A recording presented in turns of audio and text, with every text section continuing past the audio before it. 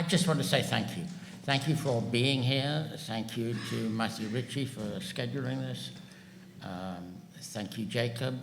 Thank you, Derek, who helped with all the installation. And I just want to say thank you to everybody, and particularly thank you, Jeanne. Welcome, Garth. Thank you, Steve, who's out there somewhere. Thank you to my partner, Leela, whose idea to make a film it was, and Leela's been involved throughout.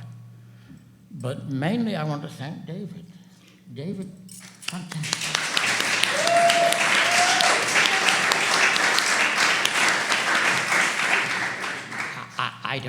You really did a job. It is great. Thanks. Good subject. You can go ahead. Okay. Well, I'll just give you a brief idea here. Garth and Leela and Steve and I have known each other for many, many years, and over the years we've talked about Garth's career, of course, and the Cardiff sculpture especially because of the, I don't know, somehow interviewing people about your work and them not knowing it's you asking, I found pretty amazing.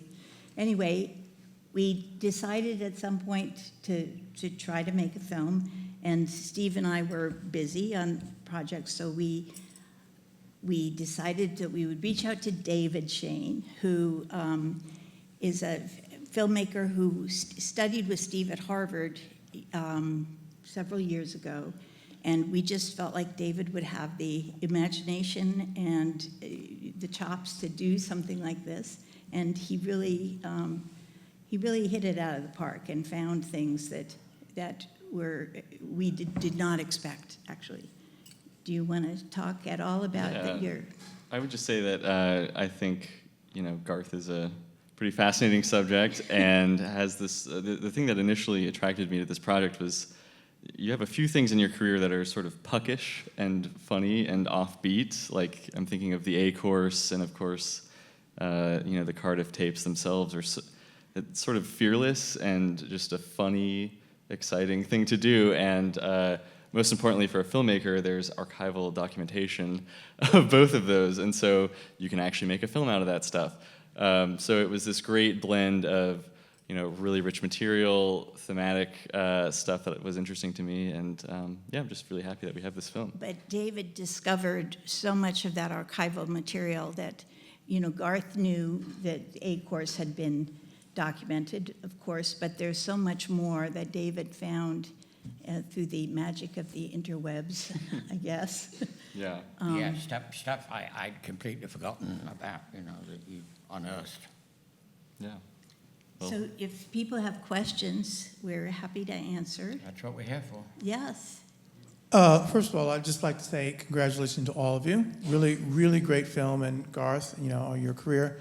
I just have an interesting question. Like, when you presented the sculpture in 1972, the reaction was kind of, provocative and all that kind of stuff, and it was vandalized. Well, I didn't understand the graffiti, Asians out AF, or what was the thing? And then when you presented in 2019, by then the public was so used to those things. I mean, was it vandalized in 2020 or in 2019? It was not vandalized in 2019 because the site, we managed to get the sculpture put back in pretty much exactly the same spot that it had been in 2072, but everything had changed. That particular part of Cardiff had been sold off to a developer, and so in a sense that was now private property, and so the site was fairly heavily kind of monitored and guarded, and they, I think anybody who tried to write anything on the sculpture would have been immediately arrested.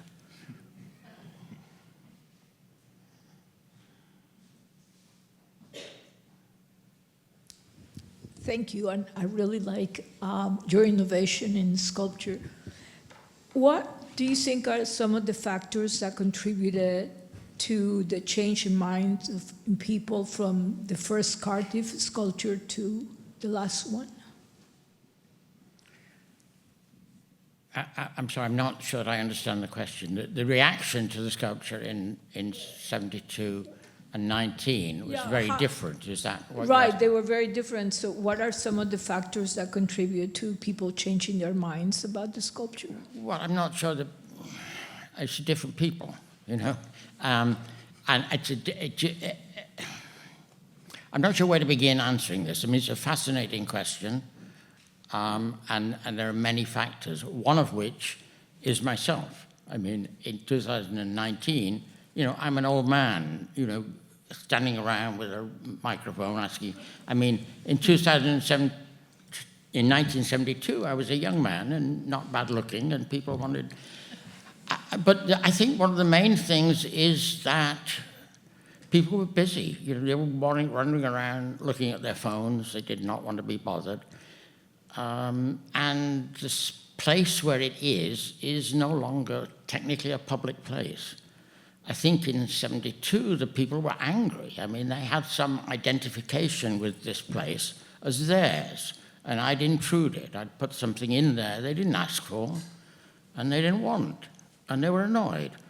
But in 72, I'm sorry, in 19, all those years later, you know, people were just busy. They didn't want to be, and you know, they didn't want to be bothered.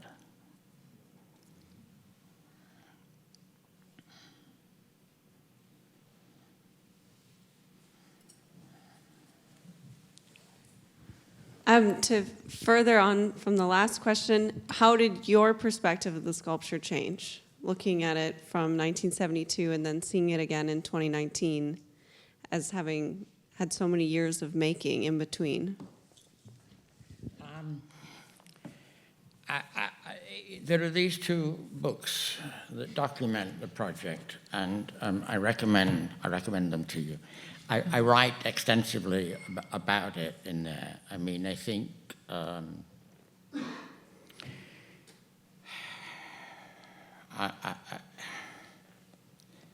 what was the question? She was going on from what was asked about How your my sense- perspective Yeah, changed. I mean, I think you know, in 1972, I came to America for my first visit. And when I got back to London after that visit, I was teaching in Minneapolis for a semester. And when I went back to London, I have no recollection of asking anybody about where is my sculpture, where is the Cardiff sculpture, what happened to it. I seem to have put it out of my mind, you know. And I think I write about why that was in this second of these books. Now, you know, I think it's a damn good public sculpture. I'm really happy with it. And what is really gratifying is that the people who have it now really seem to value it. Thank you. Hello, I really loved the film, and this one's for the filmmaker. I'm just curious if you could talk a little bit about the score and the music and how you navigated that. I thought it was really interesting that kind of in the middle, when he's younger and he's doing the stuff with the A course, it's like bloopy and kind of funny, and then later in the movie it's more emotional. Yeah, well, it's one of my friends from college is this great composer named Austin Weber, who any filmmakers in the audience should go hire now. He's just great. And yeah, that was one of the most fun parts of this process, was just getting new cues in from him and plugging them into the edit and just going to town on all of this great archival material. The bloopy music is kind of interesting. That was sort of from the earlier cues that we developed for this. Austin actually just sampled this one drum sound from like a 1970s drum machine and sort of transformed the sample in a million different ways. And so all of those bloopier tracks from early in Garth's career are just one sample that's been, you know, mutilated in a million different ways. And then later, it just, you know, as we hit the 80s and 90s, it just felt like the bloops had sort of done their duty as Garth moved from, figurative sculpture making to sort of abstract work.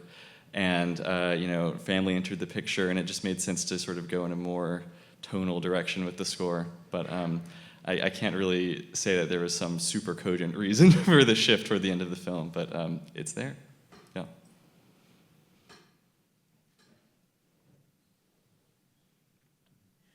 Hello, Professor. You've taught at New York Studio School for many, many years. I'm sure that there were many teaching, learning moments that you had. Can you share with us one that stands out? No, I'm sorry. I think what I would say about that is that I think the A course was my engagement with an attempt to kind of find another way to be a teacher, just as I was at that time trying to find if there was another way to be an artist. I think what I learned in engaging, constructing the A course and bringing it into fruition was that what matters most is the context that you set up for the student to work in, the framework that you set up for the student, not what you say to the student, but the circumstances in which you make for them to work. And so that's what I would say about that. Does that help? Yes. Thanks to you all. Bother comes up a few times in the tapes, in the response to the A course. Has it played a role in your work as you developed it? And this is really for everybody. Is bother present as you're working on the things you do? I'm sorry, I missed the beginning there. You mean like bothering people? Bothering people, the ideas, Bothering in a reaction, either in others or in yourself. Like, is that something you work with? Being bothered. Or being a Yes, little confrontational? being bothersome. Or being bothersome. Oh, being yeah. bothersome. I don't set out to be bothersome. I mean, I'm sorry. Well, Garth, I keep wanting to ask you, did you ever think of doing the A course again? It would be impossible. Really? For They would revolt? No, I don't think so. I mean, but the level of staff to student ratios, the circumstances, the freedom, the academic freedom that we had no longer exist. Right, right. I do love this idea of sort of making the art class the art project itself. There's this sort of recursive thing about it that I loved. It's so fun. Well, we did not discuss it. We did not discuss it with the students at all. Ever? Well, in 2010, St. Martin's School of Art was relocating, and one young man called Anthony Davis started rescuing archival material which was all being thrown in a dumpster. And he got very interested in the A course, and he managed to contrive a symposium, a 2-day symposium on the A course. And so that 2010 symposium was the first time many of the students came back to St. Martin's, and the surviving faculty were there, and we talked about it. But that was the first time we actually talked with the students about it. And this, despite the fact that those students formed a collective and allowed the staff to join that collective, and we operated for some years after the students had graduated, renting a collective studio and doing things in it as a group. But we never talked about the course. And it was fascinating to me that symposium led to the understanding that we needed to produce a book to really truly document what had happened. Because there were so many people telling us what we'd done and the reasons why we'd done it this way. You know, it was extraordinary how people... The course had generated a lot of public interest. So that's how the book came about. But it was during the course of preparing the book and engaging further with the students, some of whom were very involved in the production of the book, that I learned a good deal more about how they had handled it and how stressful it had actually been for them. One of the things that I had not thought would be the case was that they didn't talk about it amongst themselves. I mean, I assumed there were, the working hours were very limited, and the students would then go out and have coffee break, and then lunch break, and then tea break in the afternoon, and then they'd finish work at, I don't know what it was, 4:30 in the afternoon or something. I assumed the minute they left that space, they would be saying, what's going on? What's going on? What do you make of this? What do you think? You know, they did not. They did not talk about it amongst themselves. And I said to them, why not? You know, Yeah. why? And they said, well, it's like war. You know, you don't talk about it.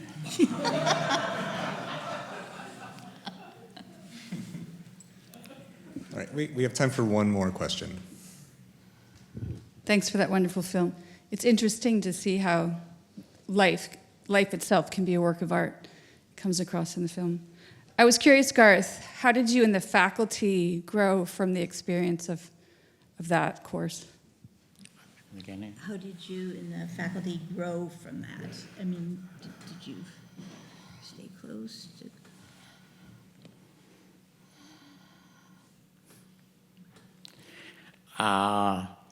That's another story. Not really. I don't think we do. In 2010 symposium, there were 4 members of faculty. One of them, Peter Harvey, had passed away, so he did not participate in that. The symposium was a bit of a fiasco because one member of the faculty, the one full-time member of faculty, most of us were part-time teachers, started to claim responsibility for the entire thing, and it was not actually, I mean, he started to rewrite history in a way that I found very objectionable. So there was a bit of a falling out there. And then the other member of faculty, Gareth Jones, who was heavily involved in the production of the book, right up until the moment when we were almost ready to go to press, suddenly pulled out and said, you can't use any of my material, and I'm done, end. And I haven't been able to speak to him since, so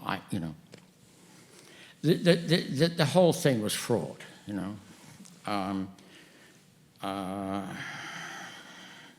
But yeah,